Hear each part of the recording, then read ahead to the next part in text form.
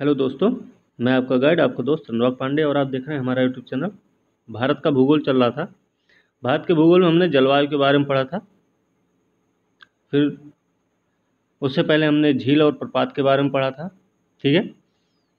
जलवायु के बारे में पढ़ा था, जलवायु को प्रभावित करने वाले कारक। फिर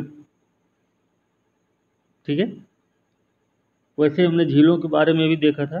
कुछ हमने कृत्रिम झीलों के बारे में बोला था, वेम्बनाड का, पुलिकट झील। ठीक है। और कृत्रिम झीलें हमने हुसैन सागर जैसी झीलों के बारे में बताया था। ठीक है। उम्मीद भी है कि वो पिछली जो वीडियो थे, झील प्रपात, जल प्रपात और आपकी जलवायु से संबंधित, वो आपको अच्छे से समझ में आ गए होंगे। ठीक है। आज का टॉपिक है मिट्टियाँ। भारत का भूगोल है तो भारत की ही मिट्टियों के बारे में पढ़ेंगे। वीडियो को लास्ट तक जरूर देखें और वीडियो को लाइक शेयर कमेंट करना ना भूलें, साथ में चैनल को भी सब्सक्राइब करें। ठीक है। तो शुरू करते हैं आज का वीडियो। आज का टॉपिक जो कि मिट्टियों से संबंधित है। प्रश्न बहुत सारे आते हैं क्योंकि नोट्स तो वही हैं, बस थोड़ा सा अंतर होता है कि उसको बनाने का तरीका क्या है। ठीक है ना। और ये मत सोचिए कि इस तरीके से बता रहे हैं कि इसमें क्या मिलेगा आपको। इतना ध्यान है रहे कि क्वेश्चन चाहे वो जैसे भी रहे, नोट्स चाहे जैसे भी बने, चाहे डिजिटल फॉर्म में रहें, चाहे जैसे भी रहेंगे, वो आपके एग्ज़ाम के लिहाज से परफेक्ट हैं। अगर आपने ध्यान से पढ़ा है तो आपके एग्ज़ाम में जो प्री का है, अच्छे से क्वालिफाई होने का पूरा चांस है उसमें। ठीक है। इस बार जैसे क्वेश्चन इन्हीं नोट्स से हमने 95 करीब क्वेश्चंस हमने दिए हैं एग्ज़ाम में ही। ठीक है। तो आप समझ सकते हैं।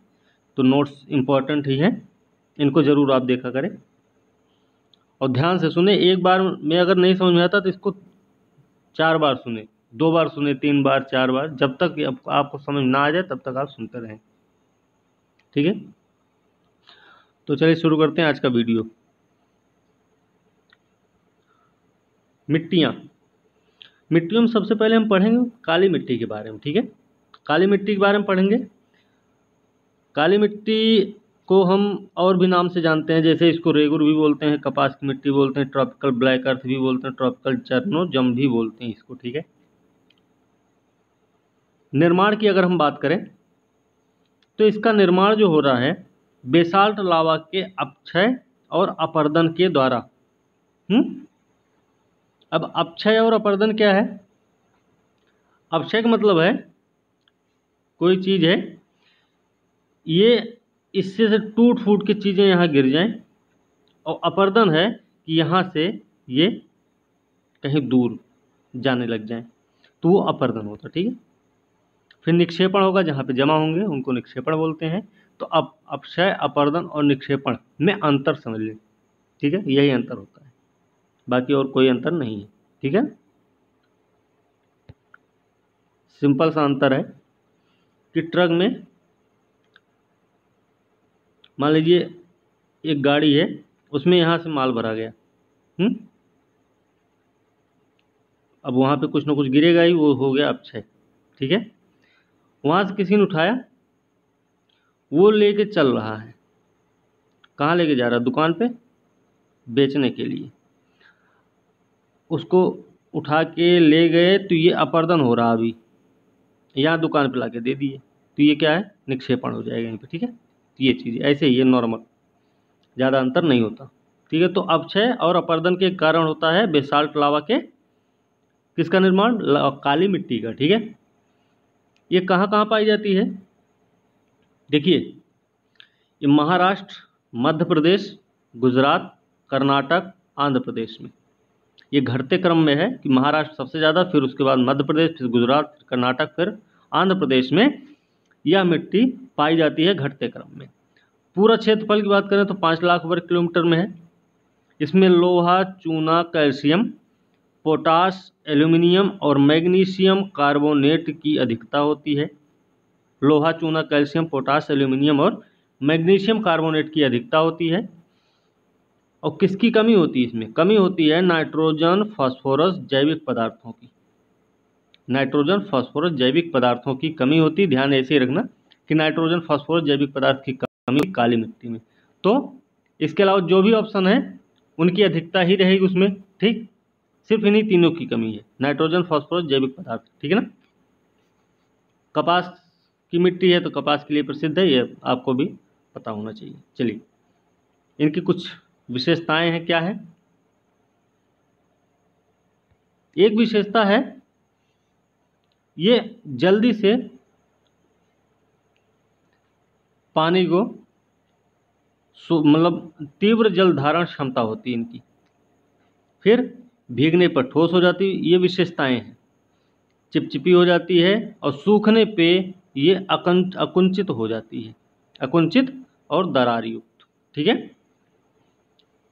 तो तीव्र जल धारण क्षमता, भीगने पर ठोस चिपचिपी होगी, सूखने पर ये अकुंचित दरार युक्त हो जाती है, ठीक। इसको हम स्वतः जुताई वाली मिट्टी कहते हैं। जुताई है, जुलाई नहीं, जुताई वाली मिट्टी, ठीक। इनका रंग जो होता है वो गहरा काला से लेके हल्का काला और चेस्टनट की तरह होता है। ये भी चीज आपको पता होनी चाहिए, ठीक है। जो रेगुर मिट्टी होती है, एक अलग से फैक्ट है, रेगुर मिट्टी जो होती है वो एक परिपक्व मृदा होती है। ध्यान रखना, रेगुर मिट्टी एक परिपक्व मृदा होती है जिसके निर्माण में विशिष्ट उच्चावच और जलवायु की प्रमुख भूमिका होती है। तो एक चीज ये भी ध्यान रखना है कि मिट्टी के निर्माण में प्रमुख भूमिका किसकी होती है? विशिष्ट उच्चावच और जलवायु। ये प्रत्यक्ष कारक है, प्रत्यक्ष या एक्टिव बोल सकते हैं, क्रियाशील, ठीक है, सक्रिय। तो निर्माण में और विशिष्ट उच्चावच और जलवायु की प्रमुख भूमिका होती है, ये बात बताया है क्रेब्स महोदय ने। क्रेब्स महोदय ने बोला है कि जो रेगुर मिट्टी वो परिपक्व होती है और इसके निर्माण में विशिष्ट उच्चावच और जलवायु की प्रमुख भूमिका होती है। तो ये चीज़ आपको पता होनी चाहिए, ठीक है। ये पेपर में आ चुका है पहले भी, इसलिए हमने इसको बता दिया आपको, ठीक है। तो ये चीज़ आपको पता रहनी चाहिए। अगली मिट्टी का नाम है, दूसरी मिट्टी कौन सी है? लैटराइट मृदा। लैटराइट मिट्टी, इसका सबसे पहले अध्ययन किया है 1905 में, नाम है बुकानन। तो बुकानन ने लैटराइट मिट्टी का सबसे पहले अध्ययन किया था 1905 में। और लैटिन भाषा के ये लेटर मतलब ईंट से बना हुआ है। भीगने पर ये कैसी हो जाती है? भीगने पर मक्खन की तरह मुलायम रहेगी, लेकिन सूखने पर काफ़ी मजबूत हो जाती है, कड़ी हो जाती है, ठीक है। तो भीगने पर ये बहुत मुलायम रहेगी, सूखने पर कड़ी हो जाएगी, ढेलेदार बन जाती है, ठीक है। ये जो मिट्टी है यह उष्णकटिबंधीय जलवायु की विशिष्ट मिट्टी होती है। प्रश्न में ये भी हो सकता है कि लैटराइट मिट्टी उष्णकटिबंधीय जलवायु की विशिष्ट मिट्टी हो सकता है, स्टेटमेंट के रूप में दे दे, या फिर ऐसे क्वेश्चन हो जाए कि उष्णकटिबंधीय जलवायु की विशिष्ट मिट्टी निम्नलिखित में से कौन सी है? तो काली लैटराइट, रेगू, दोमट, एक का ही हो सकता है, चार नाम दे दे। तो इस तरीके से आपको ध्यान रखना। तीव्र विक्षालन के कारण इसका निर्माण हुआ है, तीव्र विक्षालन के कारण इसका निर्माण हुआ है। और आर्द्र प्रदेशों की अपक्षयित मृदा है। ध्यान ये भी रखना कि तीव्र विक्षालन के कारण इसका निर्माण होता है और आर्द्र प्रदेशों की अपक्षालित मृदा होती है लैटेराइट मिट्टी, ठीक है। इसमें लौह एल्यूमिनियम ऑक्साइड की प्रचुरता होती है। नाइट्रोजन, फॉस्फोरिक अम्ल, पोटास, चूना की कमी होती है इसमें। तो भैया लौह एल्यूमिनियम ऑक्साइड की अधिकता होती है, ध्यान रखना, लौह एल्यूमिनियम की अधिकता होगी। बाकी कमी किसकी रहेगी? नाइट्रोजन, फॉस्फोरिक अम्ल, पोटास और चूना की कमी रहती है इसमें, ठीक है। इतना ध्यान होना चाहिए। कहाँ पाई जाती है ये भी देखना है। तो पाई जाती है ये वो ओडिशा, छोटा नागपुर पठार और पश्चिमी घाट में। लेटराइट मिट्टी ओडिशा, छोटा नागपुर पठार और पश्चिमी घाट में पाई जाती है। ठीक है, एक बार इसको देख लेते। काली मिट्टी में क्या क्या है, किनकी अधिकता होती है? लोहा, चूना, calcium, potash, aluminium, magnesium carbonate की अधिकता पाई जाती है। और कमी की बात करें तो नाइट्रोजन, फास्फोरस, जैविक पदार्थों की कमी होती है। तो कमी 3 चीज़ों की होती है। इनके अलावा जितने भी ऑप्शन होंगे वो उनकी अधिकता ही पाई जाएगी काली मिट्टी में। ये चीज़ आपको याद रहना चाहिए। ठीक है, दोबारा बताएं ताकि आपको याद रहे। इनका क्षेत्रफल क्या है? क्षेत्रफल इनका 1,26,000 वर्ग किलोमीटर, 1.26, ठीक है, 1.26 लाख वर्ग किलोमीटर क्षेत्र में विस्तृत है ये। ठीक है, और इसका सबसे ज़्यादा विस्तार देखा जाता है केरल में। पश्चिमी घाट में ही केरल आएगा, तो केरल में इसका सबसे ज़्यादा विस्तार देखा जाता है। इसमें रासायनिक संगठन और ऊंचाई में सामान्य संबंध पाया जाता है। ये भी चीज़ आपको पता होनी चाहिए। ठीक है, तो रासायनिक संगठन और ऊंचाई में इसमें सामान्य संबंध पाया जाता है। ये भी हो गया। अब एक टैपियोका और काजू की अच्छी फसल के लिए प्रसिद्ध है। तो टैपियोका या काजू की अच्छी उपज के लिए प्रसिद्ध है। नाम है लेटराइट मिट्टी। अगली मिट्टी क्या नाम है? दूसरी मिट्टी है दोमट मिट्टी, या फिर इसको बोलते हैं जलोढ़ मिट्टी। ठीक है, तो जलोढ़ मिट्टी जो है ये पूरे भारत के, पूरे देश के 40% भाग पर पाई जाती है, मतलब 15 लाख वर्ग किलोमीटर। क्षेत्र क्या है इसका? पंजाब से शुरू करते हैं, आसाम तक जाते हैं, फिर हम लेके इसको यहाँ तक आपको मिलेगी। पंजाब से लेके आसाम तक 15 लाख वर्ग किलोमीटर क्षेत्र में 40% भाग पर फैली हुई है। क्षेत्र है इसका नर्मदा, ताप्ती, महानदी, गोदावरी, कृष्णा, कावेरी घाटियों में ये पाई जाती है। इधर भी पाई जाती है, पंजाब से असम तक तो है ही है, साथ में नर्मदा, ताप्ती, महानदी, गोदावरी, कृष्णा, कावेरी घाटियों में भी यह मिट्टी पाई जाती है। अब निर्माण की अगर हम बात करें दोमट या जलोढ़ मिट्टी की, तो ये भी ध्यान रखना कि हिमालय और प्रायद्वीप के द्वारा प्राप्त मलबा और अपसारी सागर के द्वारा छोड़े गए गाद से इसका निर्माण हुआ। अपसारी सागर क्या है ये? हिमालय और प्रायद्वीप के द्वारा प्राप्त मलबा और अपसारी सागर के द्वारा इसका निर्माण हुआ है। छोड़े गए गाद से इसका निर्माण हुआ है। तो अपसारी सागर तैथिस सागर तो नहीं है। ठीक है ना। चलिए आगे, इसके कलर की बात अगर हम करें तो भस्मी धूसर होती है। गठन इसका रेतीले से गाढ़ी दोमट तक का होता है। रंग इसका भस्मी धूसर होगा। गठन की बात करेंगे तो रेतीले से लेके ये गाढ़ी दोमट होती है। ठीक है, ये चीज़ें हो गई। अधिकता इसमें क्या क्या किसकी अधिकता है? अधिकता इसमें पोटाश है, फॉस्फोरिक एसिड है, चूना है, जैविक पदार्थ की प्रचुरता होती है। ठीक है, काली मिट्टी में जैविक पदार्थों की कमी है, लेकिन दोमट मिट्टी या जलोढ़ मिट्टी में जैव पदार्थों की अधिकता है, ध्यान रखना। लेकिन यहाँ पे नाइट्रोजन और ह्यूमस की कमी है। इसमें भी नाइट्रोजन और ह्यूमस की कमी यहाँ पे है आपके, कहाँ पे? दोमट और जलोढ़ मिट्टी में। ठीक है, फलीदार फसलों की खेती से नाइट्रोजन स्थिरीकरण हो जाता है इसमें। ठीक है, इसमें फलीदार जो फसलों की खेती की जाती है उससे नाइट्रोजन स्थिरीकरण हो जाता है। ठीक है, आगे इसमें चावल, गेहूं, गन्ना, जूट, कपास, मक्का और तिलहन की खेती की जाती है ज़्यादातर। ठीक है, इसमें 40% बालूकण होते हैं, ये प्रश्न आ चुका पहले। 40% मृत्तिका होती है, 20% गाद होता है। ये प्रश्न पहले आ चुका है, ये भी ध्यान रखना है। और प्रश्न ये भी आ चुका है, दोमट मिट्टी में नाइट्रोजन का स्थिरीकरण कैसे किया जाता है। तो फलीदार फसलों की खेती करके आपको पता होना चाहिए। ठीक है, इसके 2 उपवर्ग होते हैं। दोमट या काली मिट्टी के, दोमट या जलोढ़ मिट्टी के 2 उपवर्ग हैं।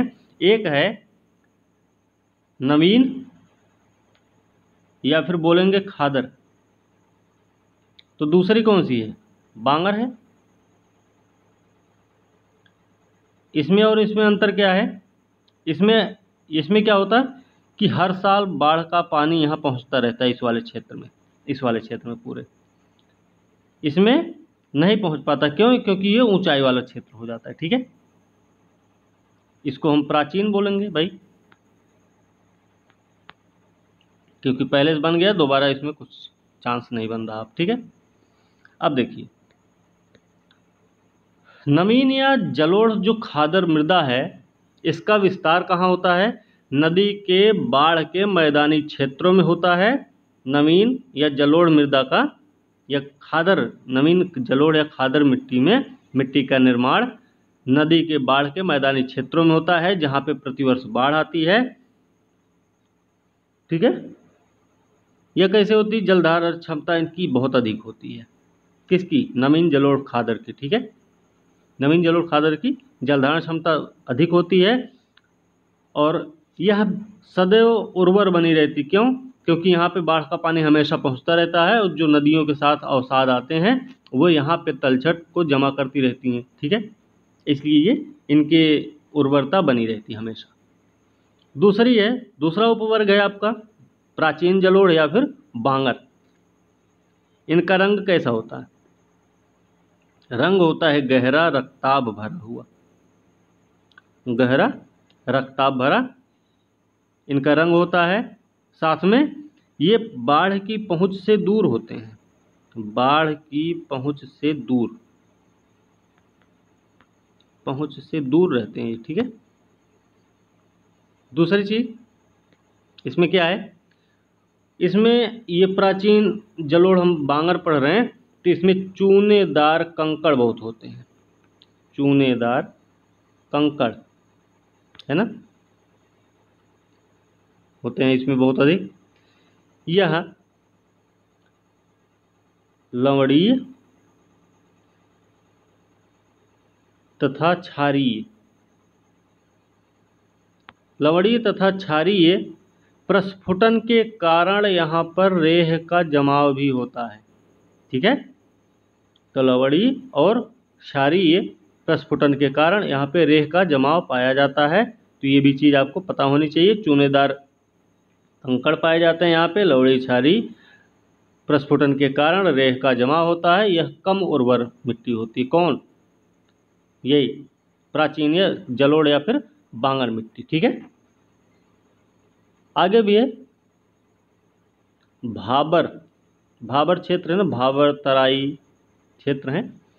तो देखिए, भाबर जो क्षेत्र है वो शिवालिक, शिवालिक श्रेणी कौन सी है? शिवालिक श्रेणी ऐसे है, ऐसे मान लीजिए, ऐसे होगा, ऐसे ऐसे होगा ना, ये और ये तीन भाग है ना, ये हो गया बड़ा, ये मध्य हिमालय, ये हुआ शिवालिक हमारा। ठीक है, इसका पाद क्षेत्र कौन सा है? पैर वाला भाग, ये वाला क्षेत्र, तो ये वाला क्षेत्र जो है यही होता है भाबर। ठीक है, तो गिरिपदीय क्षेत्र है शिवालिक का, भाबर बोलते हैं जिसको हम। ठीक है, इसमें क्या होता है? इसमें मिट्टी जो होती है, इसकी भाबर क्षेत्र में जो मिट्टी होती है वो कैसी होती है? स्थूल होती है और साथ में गुटिका युक्त होती है। ये भी ध्यान रखना है, स्थूल और गुटिका युक्त मिट्टी होती है। कहाँ की? भाबर क्षेत्र की। ठीक है, अब भाबर यहाँ हो गया, ये वाला, ये पैर वाला एरिया ये हो गया भाबर। अब इसका दक्षिणी भाग ये है, ये क्या है आपका? ये आपका हो जाता है तराई क्षेत्र, यही है तराई क्षेत्र। ठीक है, अब तराई क्षेत्र हम जब पढ़ रहे हैं तो हमें तराई क्षेत्र के बारे में पता होना चाहिए।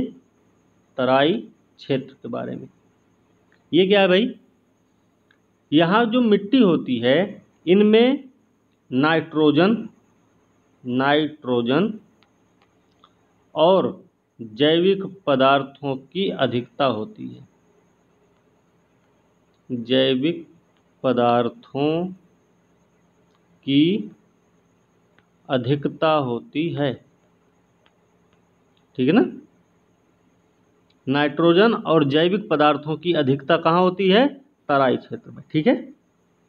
लेकिन एक चीज की कमी भी होती है इसमें। किस चीज की कमी है? फॉस्फेट की कमी है। नाइट्रोजन जैविक पदार्थों की अधिकता होती है, लेकिन फॉस्फेट की इसमें कमी पाई जाती है। किसमें? ये तराई क्षेत्र में आपके, ठीक है। तराई क्षेत्र की जो मिट्टियां होती हैं, इसकी बात हम कर रहे थे, ठीक है। चलिए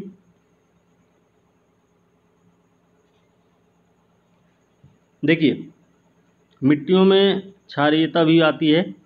तो क्षारीयता को दूर करने का सबसे अच्छा तरीका क्या है? इसमें जिप्सम या फिर कैल्शियम सल्फेट, दोनों ऑप्शन हो सकते हैं, जिप्सम या फिर कैल्शियम सल्फेट।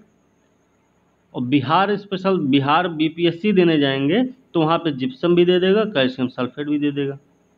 तो क्या होगा? तो वही पांचवा ऑप्शन सही माना जाएगा, ठीक है। तो ध्यान रखना, पांचवा ऑप्शन वहाँ पे रहता है, उपरोक्त में से कोई नहीं, या फिर एक से अधिक ऑप्शन ऐसा होता है पांचवा। तो इसका ध्यान रखना, जिप्सम कैल्शियम सल्फेट दे दिए तो मान के चलना कि उसका आंसर डी ही, पांचवा ही वाला ही होगा, ठीक है। ठीक है, चलिए आगे क्या है। सोडियम और मैग्नीशियम की अधिकता के कारण लवणीय मृदा का निर्माण होता है। लवणीय मृदा का निर्माण कैसे होता है? सोडियम और मैग्नीशियम के कारण, मैग्नीशियम की अधिकता के कारण लवणीय मृदा का निर्माण होता है, ठीक है। और सबसे ज़्यादा क्षारीय मृदा आपके उत्तर प्रदेश पाई जाती है, लेकिन लवणीय मृदा आपकी गुजरात में मिलती है। ये प्रश्न दोनों आ चुके हैं। सबसे ज़्यादा क्षारीय मृदा का विस्तार किस राज्य में है? उत्तर प्रदेश में। और सबसे ज़्यादा लवणीय मृदा का निर्माण किस क्षेत्र में है? तो आपको पता होना चाहिए किस राज्य में, तो वो गुजरात है, ठीक है। ये प्रश्न पहले आ चुके हैं, ठीक। आगे भी है। सिंचित भूमि में लवणीय भवन का जो प्रभाव होता है वो मृदा को क्या करता है? अपारगम्य बना देता है। अपारगम मतलब इनकी जो सोखने की क्षमता होती है, इनकी उर्वरता होती है, वो कम होती जाती है। सोखने की क्षमता इनकी कम हो जाती है, कम होती जाती है, इनकी उर्वरता भी कम होती रहती है, ठीक है।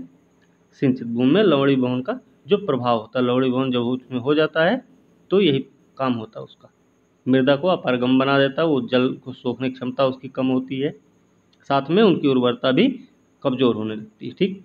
चाय बागानों के लिए देखिए, चाय बागानों के लिए अम्लीय मृदा उपयुक्त होती है। हर एक फैक्ट का अच्छे से ध्यान रखना, ठीक है। आगे है मृदा अपर्दन एवं सुधार। अभी इसमें लाल मिट्टी और सारी मिट्टियां ना इसमें, अभी इनके बारे में नहीं बताए हैं, थोड़ा देख लेते हैं। लाल मिट्टी इसमें नहीं है दिया गया, तो ये हम अलग से बता देंगे आपको।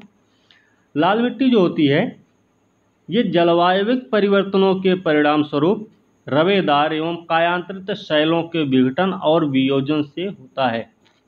तो लाल मिट्टी का निर्माण कैसे होता है? कायांतरित शैलों के विघटन और वियोजन से तथा जलवायविक परिवर्तनों के परिणाम स्वरूप रवेदार जो शैलें होती हैं उनसे इनका निर्माण होता है, लाल मिट्टी की, ठीक है। रवेदार और कायांतरित शैलों, रवेदार कायांतरित, ध्यान रखना इसका। शैलों के विघटन एवं वियोजन से लाल मिट्टी का निर्माण होता है। क्षेत्र की बात करें तो 6.5 लाख वर्ग किलोमीटर में इसका विस्तार है, ठीक है। अगर हम बात करें अधिकता की तो इसमें सिलिका और आयरन, सिलिका और आयरन की अधिकता पाई जाती है लाल मिट्टी में, ठीक है। रंग, इनका जो लाल रंग होता है वो क्यों होता है? प्रश्न आ चुका है पहले। तो लाल रंग जो होता है वो फेरिक ऑक्साइड के कारण, फेरिक ऑक्साइड के कारण इनका कलर क्या होता है? लाल होता है, ठीक। तो सिलिका आयरन की बहुलता होती है, अधिकता होती है, फेरिक ऑक्साइड के कारण ये लाल रंग की होती हैं। और जब इनमें जब ये जल धारण करती हैं तो कैसी हो जाती हैं? जल धारण करने पर पीले कलर में हो जाती हैं, ये पीली दिखती हैं। जब इनमें जल आ जाता है तो ये कैसी हो जाती हैं, पीले कलर में दिखने लग जाती हैं। ठीक है, इनके अगर हम क्षेत्र की बात करें तो पश्चिमी तमिलनाडु में, पश्चिमी तमिलनाडु, कर्नाटक, ठीक है, दक्षिणी महाराष्ट्र, दक्षिणी महाराष्ट्र, छत्तीसगढ़, तेलंगाना, तेलंगाना, ओडिशा,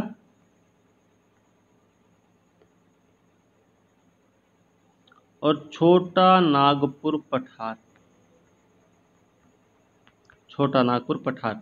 इनका क्षेत्र है पश्चिमी तमिलनाडु, कर्नाटक, दक्षिणी महाराष्ट्र, छत्तीसगढ़, तेलंगाना, ओडिशा, छोटा नागपुर पठार में लाल मिट्टी पाई जाती है। ठीक है, एक मिट्टी और है, पर्वतीय मिट्टी। पर्वतीय मिट्टी क्या होती है? पर्वतीय मिट्टी हिमालय क्षेत्र की घाटियों और ढालों पर मिलती है। आपको पता है, ये छिछली होती है। पर्वतीय मिट्टी कैसी होती है? छिछली होती है और साथ में अपरिपक्व होती है। लेकिन यहाँ पे देखा जाए तो जो दोमट मिट्टी थी वो बहुत परिपक्व होती है ना, ऐसा हमने पहले बताया है कि रेगुर मिट्टी बताया था, रेगुर मिट्टी होती है। ठीक है, रेगुर मिट्टी परिपक्व मानी जाती है, क्रेप्स महोदय ने बताया इसको। ठीक है, हम नहीं बताए हैं। तो पर्वतीय मिट्टी छिछली और अपरिपक्व होती है। इसमें कार्बन नाइट्रोजन, कार्बन और नाइट्रोजन का अनुपात बहुत होता है, कार्बन और नाइट्रोजन का अनुपात अधिक होता है। यह जो है पर्वतीय मिट्टी जो है वो हल्की अम्लीय भी होती है, हल्की अम्लीय टाइप की होती है। कौन सी? पर्वतीय मिट्टी। ठीक है ना, तो पर्वतीय मिट्टी कैसी होती है? छिछली या परिपक्व होती है, कार्बन नाइट्रोजन का अनुपात अधिक होता है, हल्की अम्लीय टाइप में होती है। और कितने ऊंचाई पे पाई जाती है? 2700 से 3000 मीटर की ऊंचाई तक ये पाई जाती है पर्वतीय मिट्टी, जो कि हिमालय क्षेत्र की घाटियों और ढालों पर मिलती है। ठीक, एक मिट्टी और है, उसका नाम है मरुस्थलीय नाम है। अब मरुस्थलीय कहाँ पाई जाएगी ये भी पता होना चाहिए। तो इसका विकास जो होता है वो शुष्क और अर्ध शुष्क क्षेत्रों में इसका विकास होता है। ठीक है, शुष्क अर्ध शुष्क दशाओं में इसका विकास होता है। इसके बारे में अगर देखा जाए तो राजस्थान, सौराष्ट्र, कच्छ, दक्षिणी पंजाब में पाई जाएगी। दक्षिणी पंजाब में भी पाई जाती है, सौराष्ट्र में भी पाई जाती है और कच्छ में भी पाई जाती है। ठीक है,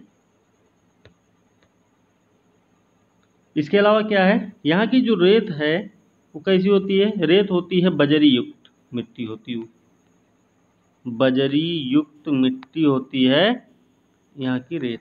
ठीक है, इसमें नाइट्रोजन और जैविक पदार्थों की कमी होती है, जैविक पदार्थ की कमी होती है, नाइट्रोजन और जैविक पदार्थ की यहाँ पे कमी होती है। ठीक है, चलिए अब हम आ गए, अब देखते हैं हम इस पे मृदा अपरदन एवं सुधार। मृदा अपरदन क्या है कि जल और वायु द्वारा मिट्टी के ऊपरी आवरण के क्रमिक कटाव तथा स्थानांतरण को हम अपरदन कहते हैं। जल तथा वायु के द्वारा मिट्टी के ऊपरी आवरण के क्रमिक कटाव और स्थानांतरण को हम मृदा अपरदन कहते हैं। इसका जो कारण है, मृदा अपरदन का कारण, वो है निर्वनीकरण, अत्यधिक पशुचारण, झूम कृषि, अवैज्ञानिक कृषि पद्धति अवरोध, अंधाधुंध खनन। ये 5 कारक हैं जो कि अपरदन के कारक माने जाते हैं। ठीक, अब अपरदन से सबसे ज़्यादा प्रभावित क्षेत्र कौन सा है ये भी पता होना चाहिए। तो ये चंबल यमुना की उत्खात भूमि, पश्चिमी हिमालय का गिरपदीय क्षेत्र। पश्चिमी हिमालय कौन सा? किधर? आपके जम्मू कश्मीर, हिमाचल प्रदेश साइड में, ठीक है। तो पश्चिमी हिमालय का जो गिरपदीय क्षेत्र है, यहाँ भी अपरदन से प्रभावित मिट्टी पाई जाती है, ठीक। इसके अलावा फिर छोटा नागपुर पठार में भी ऐसा है। फिर ताप्ती साबरमती घाटी का क्षेत्र जो है, मालवा क्षेत्र खास करके, यहाँ पे भी अपरदन की समस्या है, ठीक है। फिर महाराष्ट्र का काली मिट्टी क्षेत्र भी अपरदन की समस्या से ग्रसित है, ठीक। हो गया इतना सब। इसके अलावा फिर क्या है, इसके अलावा है चंबल घाटी क्षेत्र में खोह खड्डों का निर्माण अवनालिका अपरदन के कारण हुआ है। चंबल घाटी क्षेत्र पता है, खोह खड्डों का निर्माण यहाँ अवनालिका अपरदन के कारण हुआ है, ठीक है ना। मृदा अपरदन का अनुक्रम की अगर हम बात करें, अपरदन जब पढ़ रहे हैं तो मृदा अपरदन का अनुक्रम भी होगा। अनुक्रम मतलब पहले ये होगा, फिर ये 2, 3, फिर 4 ऐसे होता है। तो देखिए सबसे पहले आस्फाल अपरदन होता है, ठीक है।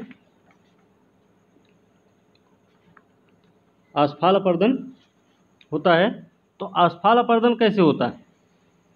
जल पत्तियों से जब नीचे गिरता, जल जब पत्ती से नीचे गिरेगा, पत्ती मतलब पेड़ की पत्ती, इससे नीचे गिरता तो आस्फाल अपरदन होता है। फिर आता है परत अपरदन। परत अपरदन कैसे होगा? मिट्टी जल के साथ बहने लग जाती है। परत अपरदन में मिट्टी जो है जल के साथ बहने लग जाती है, ठीक। फिर आता है रिल अपरदन। रिल अपरदन में क्या है? मिट्टी में छोटी और कम गहरी नालियां बन जाएं। जब मिट्टी में छोटी तथा कम गहरी नालियां बन जाती हैं तो उसको हम रिल अपरदन के नाम से जानते हैं। फिर आता है अवनालिका अपरदन। अवनालिका अपरदन जो होता है, अगर ऐसे ही बोलें तो ये रिल अपरदन का बड़ा रूप है, ठीक है। रिल अपरदन विस्तृत क्षेत्र में जब होने लगता है उसी को हम अवनालिका अपरदन कहते हैं। फिर लास्ट में है धारा चैनल। धारा चैनल क्या है?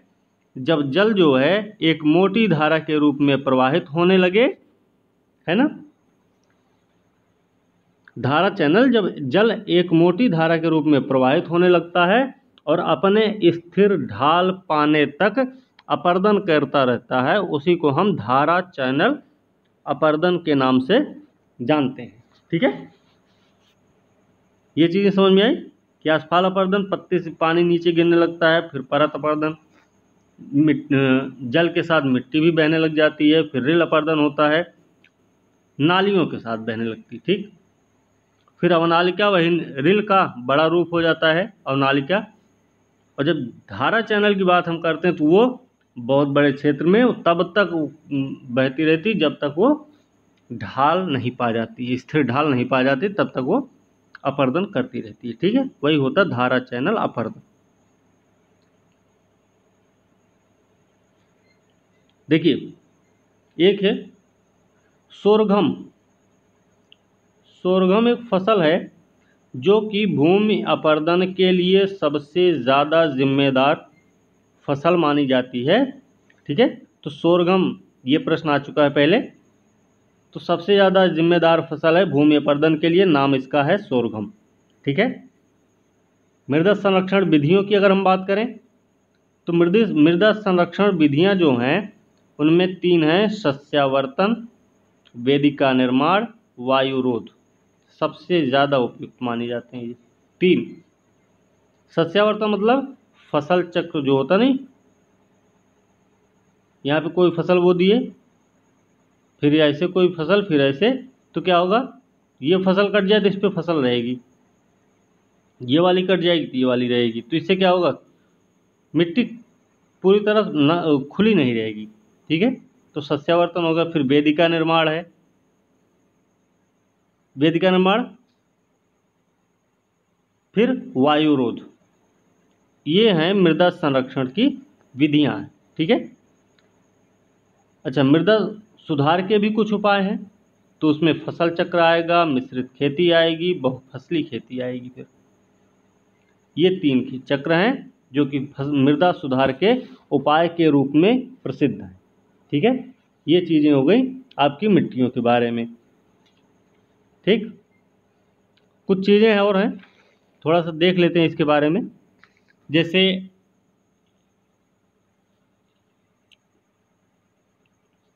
प्रश्न वो आ चुके हैं ये सब। देखिए, पौधों को सबसे ज़्यादा पानी कहाँ मिलता है? पौधों को सबसे ज़्यादा पानी कहाँ मिलता है पौधों को? तो आपको पता होना चाहिए, अम्लीय मिट्टी में। सब किसमें? चिकनी मिट्टी में। अम्लीय नहीं, चिकनी मिट्टी में सबसे ज़्यादा पानी मिलता है। किसको? पौधों को। ठीक है। अम्लीय और क्षारीय मिट्टी की अगर हम बात करें, जैसे वो आता है प्रश्न, अम्लीय और क्षारीय मिट्टी, ऐसे लिख देते हैं। अम्लीय मिट्टी पीएच मान कम होता है, मतलब पीएच मान इनका कम होता, मतलब 6 पॉइंट, ठीक है, 6, इससे भी कम। ठीक है।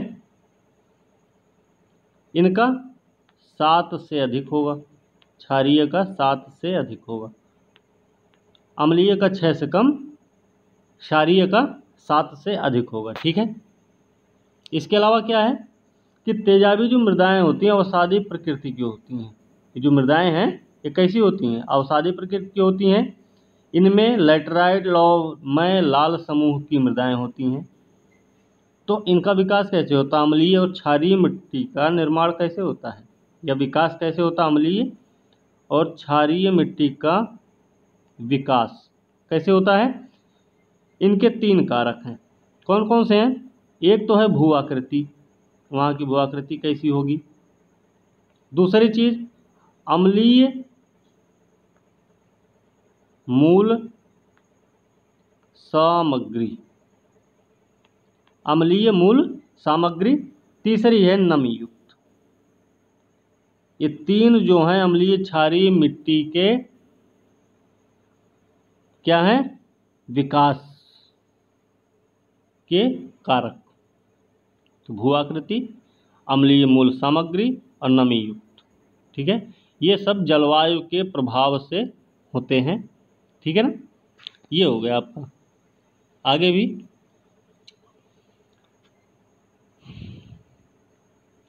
तेजाबी मिट्टी को हमने बता रखा है, तेजाबी मिट्टी के बारे में। तेजाबी वही क्षारीय, इनके बारे में चूना मिलाते हैं इसमें। ठीक है ना। ये चीज़ आपको पता होनी चाहिए। ओके, चलिए थोड़ा सा और।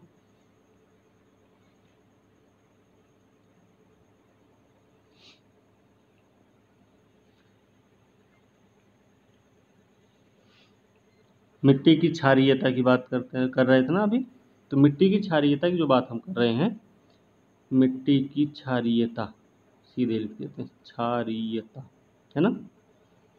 मिट्टी की जो क्षारीयता है, इसको बदलने और खारेपन को हटाना है तो क्या करना होगा? जिप्सम को मिलाना होता है, ये हमने पहले बताया था। ठीक है। उसके अलावा चूने की लिंचिंग भी, चूने की लिंचिंग के लिए क्या करते हैं? चूने की लिंचिंग के लिए हम क्या करते हैं? इसमें कम से कम 1 फीट जल की आवश्यकता होती है। एक तो है कि बदलने खारेपन को दूर करने के लिए जिप्सम का छिड़काव करते हैं। दूसरी चीज़ है कि चूने की लिंचिंग करनी है तो उसके लिए हमें खेत में कम से कम 1 फीट तक जल रखना पड़ेगा, तभी हमें वहाँ पे चूने की लिंचिंग हो सकती है। ठीक है। लवड़ी मृदा अभी हम पढ़ रहे थे, तो लवड़ी मृदा में सोडियम और मैग्नीशियम होता है। ठीक है। ये भी चीज़ आपको ध्यान होनी चाहिए।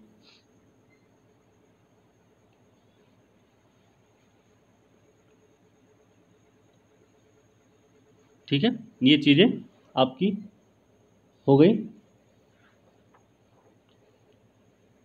इसी के साथ आज का वीडियो कंप्लीट हुआ। और आज का वीडियो यहीं पे समाप्त करते हैं, अगले वीडियो के साथ कल मिलेंगे। तब तक के लिए धन्यवाद।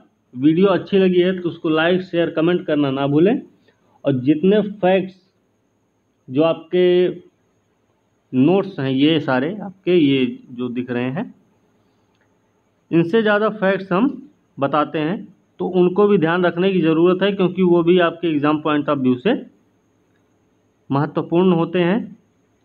और ऐसा नहीं है कि उसमें हम कुछ एक्स्ट्रा बताते हैं, ठीक है ना। कम से कम बताने की कोशिश करते हैं जिससे कि आपको याद करने में आसानी हो, ठीक है, आप समझने में भी आसानी होगी, ठीक है।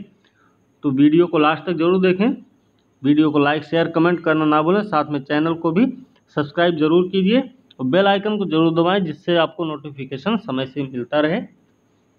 आज का वीडियो यहीं पर समाप्त करेंगे, अगले वीडियो के साथ कल मिलते हैं। तब तक के लिए धन्यवाद।